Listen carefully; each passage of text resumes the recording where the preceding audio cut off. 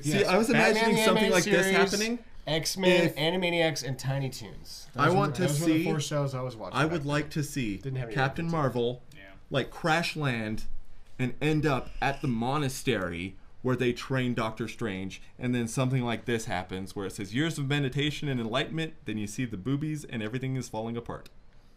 It'll be that chick monk falling in love for Captain Marvel. Chick monk. I was thinking like a chipmunk, like. Oh. Like. Like, so I'm like, what? There's no chick monk. Are you talking about the raccoon? No. The chick monk. Chick The bald one. Oh, Lord. The one who hits Bruce Banner. The ancient one. The one that's the ancient one. The one that's in the beach. She's gonna see Captain Marvel and be like, she's in the beach. I like that haircut.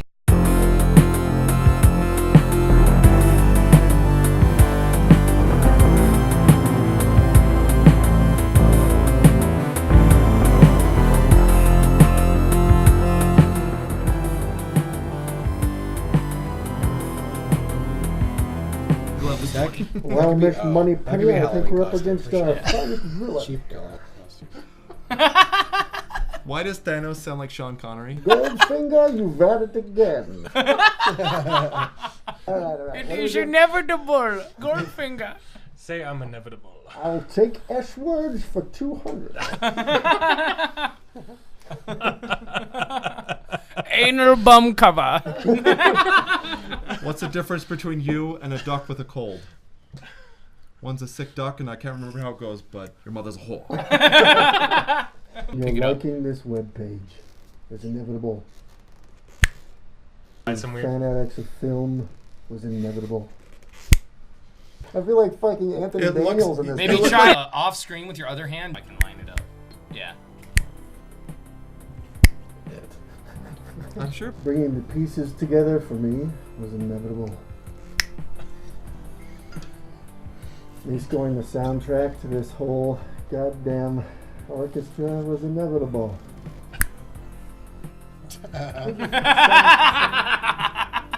It looks so good. I love it. It was cool seeing Jarvis.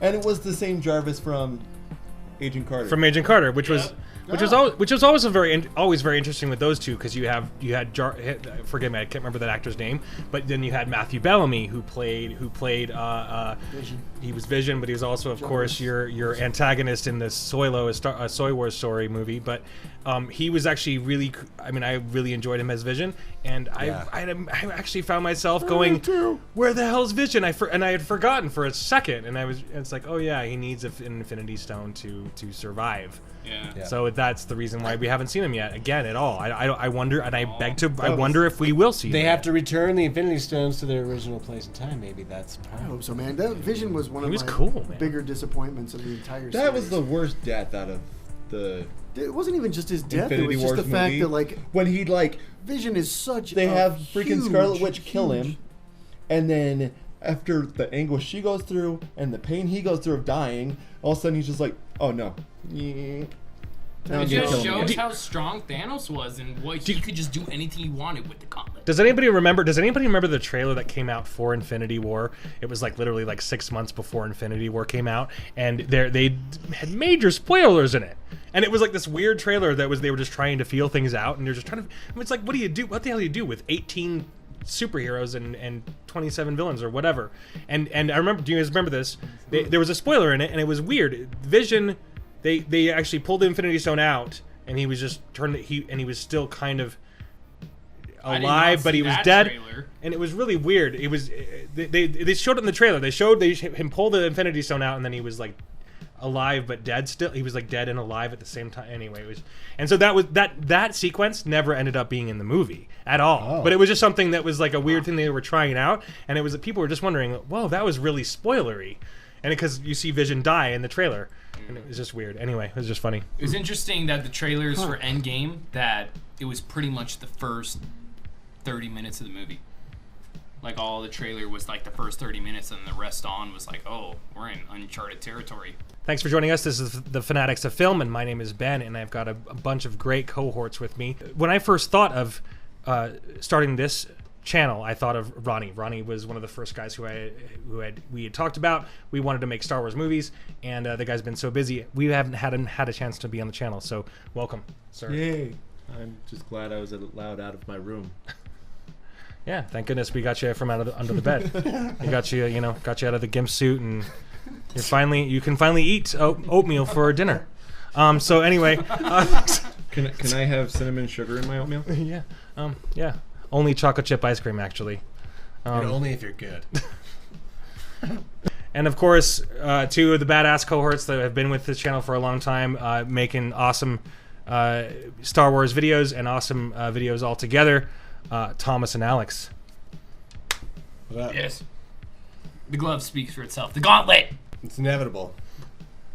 And that's a Tony Stark special, right? Tony made that gauntlet for you. No, this is the Peter Dinklage. Now there's technically two different styles of the gauntlet. That was his largest role. Did you know that? Like money wise? No, I mean size. Was that pun wise? But we're forgetting Neil in the corner. And of course, we're not. We can't forget Neil in the corner. We can't forget Neil. We can't forget Neil. Neil is the other guy who actually I thought of when we were when we began this channel. This opening scene of Hawkeye was fantastic, emotionally driven. You said, Alex, that you could see it a mile away. You knew exactly what was going to happen. Emotional roller coaster. What do you guys think? What do you guys Thomas. think? Oh gosh, yeah, I was Initial reaction. It was just overwhelmingly good the whole time. I was just thrilled. It was a thrill ride, but it was also like a good slow burn. So I really got to enjoy all the scenes and all the characters, and it didn't feel rushed, and it wasn't. It was great. I mean, damn near a perfect film. Yeah. Oof. This is coming from a negative dude. I've heard you be negative, or not negative, but very nitpicky. So that's I loved it. Wow. Yeah, it was great. What do you think, Ronnie? I felt like it was really well paced. Like, I'm going back to the third Thor movie. How the jokes were just like, at times it felt like, wow, that was just kind of shoehorned in there. Too much. Right. But this one, like, all the humor was there, but it didn't rely on the humor to get from scene to scene. Yeah. Actually, you, Thomas, you said that yourself. You said that the pacing was perfect. Yeah. You talked about the pacing specifically, and you were just like, and that's interesting that you said that, because a lot of people online are saying that it's, of course, unfortunately, the shill campias of the world have said that it's kind of, he said the first half of it's kind of mediocre. But I thought I can see what you're saying there. I can definitely see what you're saying there. Like there's definitely some moments where it's kind of like, okay, is it driving? But there were moments where I was thinking that for a second, but not really, and so I have to see it again. But yeah, I tend to agree with you there. I tend to agree with you. Yeah. What did you think? Sense, okay, so quick synopsis, but on to that point. Yeah. That point the pacing I thought was fantastic, and I thought the fact that it started off as intense as it did, but yet kind of anticlimactic. The way shit went down really quickly. Was kind of cool. It almost closed out what happened at the end of the previous movie right then and there up front. So it kind of just laid this blank slate that really made it kind of like it felt really awkward at first. It almost felt like, wow, this isn't like even anything could happen. It didn't feel like a superhero movie. It felt like, where's the action? What's about to happen? What's going to happen? Yeah. And then it just slowly started building and building and building. And one point that I was going to just say as far as my reaction was, I thought it did really well in the pacing, in the sense where we've been with these characters for so many years that there was points where I could take myself out of the movie and look at those actors, look at those individuals, think about what's going on behind the scenes, and then immediately like jump right back into the story. Because it was just placed really well. So you were distracted by boredom, felt yourself falling into going, it wasn't boredom. Oh, the story sucks, but I wonder what this actor is thinking. And then you were jolted back into. No, I'm just kidding. If you want to appreciate an actor, Jeremy Renner in this, and then go back and watch National Lampoon Senior Trip, where Jeremy Renner literally plays like this like Southern California surfer style guy, and he's like always like, bro, and like all this stuff, and it's really, really polar opposites. It's really funny. But it basically just was like, holy crap, 15 minutes into the movie and you have this big climax, or what feels like it should be the big climax, and you're like, oh my gosh. You're kind of left at the ground level moving forward with the rest of the movie, and there's so much time to go. So it just kind of left this like empty belly feeling with a whole movie ahead of you. Yeah, you kind of assume, or at least I assumed, that it was going to just, I guess, get right into the thick of it and just get, into action, like very sensational movie. But it gave all this time for character development. You saw sides of all these superheroes that you've not seen before. Which, how do you friggin' do that when you've got 20 friggin' heroes to contend with? Right. If we've learned anything on how to make a good superhero movie, you just violently shoehorn in security footage of the characters rather than establishing them. That's a waste of time. You don't want to do that. But they did such a good job of doing exactly that, establishing more character. Like within Hulk, right? We see like him having merged both of his selves. We see Thor, the alcoholic, overweight Thor. We see like different sides of these. Natalie taking on this job of whatever position it is she has that she's trying to monitor. Nick Fury's job, pretty security. much. Yeah. But with Thor and Tony just kind of switched places, like, because in the first time you see Thor, he's super serious and he's just down to business, and Tony's like, he's in there saying how first time he sees Black Widow, he's like, I want one.